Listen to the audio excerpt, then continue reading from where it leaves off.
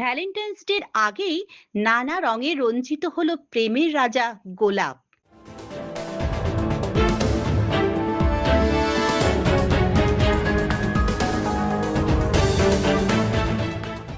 Valentine's ডের মধ্য দিয়ে উদযাপন হতে চলেছে ভালোবাসার উৎসব।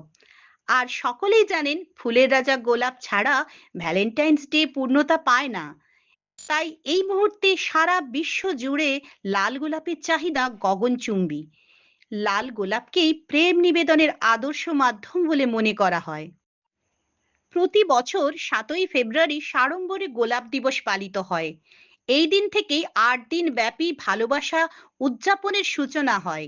প্রেমিক প্রেমিকা ছাড়াও যে কোনো প্রিয়জনের হাতে এদিন উপহার স্বরূপ লাল গোলাপ তুলে দেওয়ার রীতি রয়েছে। ৭ই ফেব্রুয়ারি গোলাপ দিবস থেকেই একে একে propose day, chocolate day, teddy day, promise day, hug day, kiss day হয়ে অবশেষে ১৪ই ফেব্রুয়ারি ভ্যালেন্টাইন্স ডেতে পূর্ণতা পায় ভালোবাসা উদযাপন।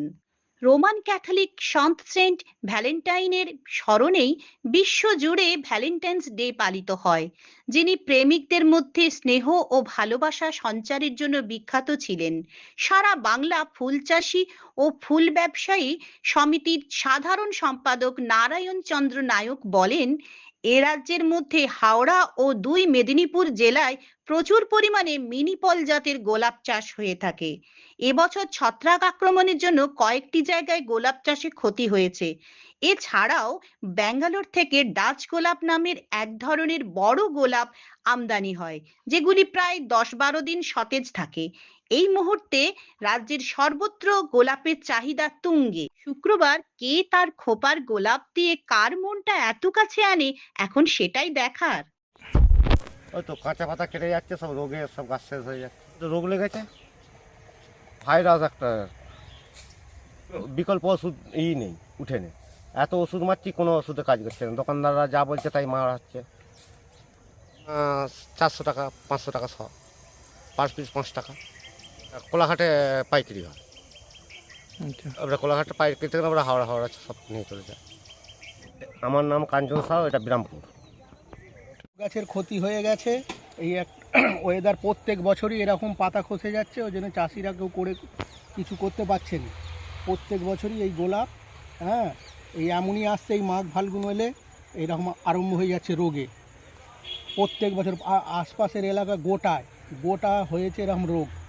এটা কি রোগ বলছে? এটা কি রোগ মানে পাতা খসে পালিয়ে যাচ্ছে, এই রোগটার নাম জানিনি। প্রত্যেক বছর আসছে, পাতা খসে পালিয়ে যাচ্ছে, উপরন্ত গোলাপ চারাও মরে যাচ্ছে প্রত্যেকটা চাষিরই।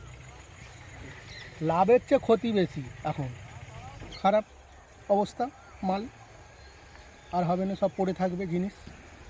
গোলাপ যায়, রাঁচি যায়, কটক যায়, ভুবনেশ্বর যায়, রায়পুর যায়, নাগপুর যায়, আহমেদাবাদ যায়, এইসব জায়গা যায়। হাওড়ায় ফুল নিয়ে যায়, তারপরে কোলাঘাট ফুল নিয়ে যায়। আমার নাম উত্তম পাঁজা, এটা বিরামপুর পোল, থানার বিরামপুর পোল, মানে কল্যাণপুর অঞ্চল।